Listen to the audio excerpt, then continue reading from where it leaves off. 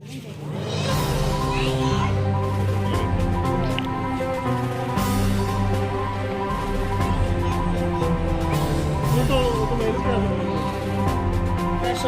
আমরা তো কারেন্ট আছি, তো সরকারেও কারেন্ট ইয়া দিছে।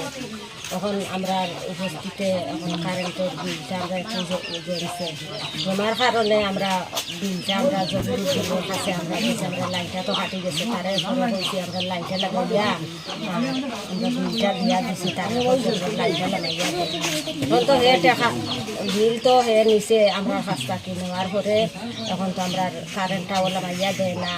গরুর মাঝে বাচ্চারা আছে বাড়িয়ে করে, এইটাও তো 2 নম্বর ওয়ার্ড।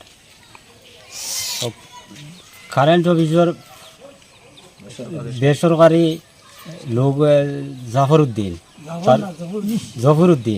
তার বাবার নাম সিরাজউদ্দিন। আমার বিল হয়ে গেছে প্রায় 36-38 হাজার। আমারা কইছে 25,000 দিলে তোমার ক্লিয়ারেন্স কাগজ নিয়ে দিলে। আমি 25,000 দিছি, দেওয়ার পরে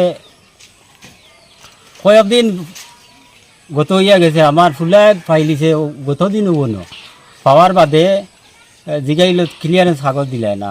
ইগান খোয়াই আমার ফুলারে আরও মারিদরি করছে জফরউদ্দিনে।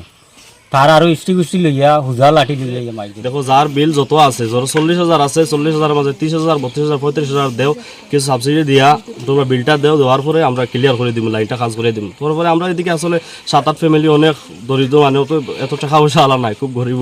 তো আমরা কিতা করছি, আমরা কিছু টাকা এর মধ্যে থেকে আমরা রেখে কইছি, যেমন 30,000 আমরা আছে 30-35,000 টাকা।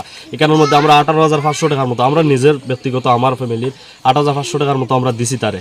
দেওয়ার পরে এরকম সবাই দিছে, কিছু টাকা দিছে। দেওয়ার পরে কইছে বিলটা দেওয়ার লাগে ক্লিয়ারটা দিব, হে অফিসে যাইব, গিয়া হে অফিসের লগে মাতিয়া একটা ক্লিয়ারেন্স দিব, দেওয়ার পরে আমরা লাইনটা ঠিক করে দিব। এখন পর্যন্ত আজকে 3 মাস হইয়া গেছে। যেদিন আমরা ঘটনাটা হয়েছে সেদিন পুরা রাত্রে আগুন ধরছে এই জায়গা। পরের দিন সকালে আমরা এখানে আমরা ব্যক্তিগত আমরা এখানে বেড দিয়ে রাখছি, যাতে বুলাফাইন বাচ্চা কাচ্চা এদিকে না যায়। এরপরের দিনও আইছে না, এখন পর্যন্ত আমরা লাইনটা এখন আমরা পাইছি না। এখন পর্যন্ত 3 মাস থেকে আমরা লাইন ছাড়া।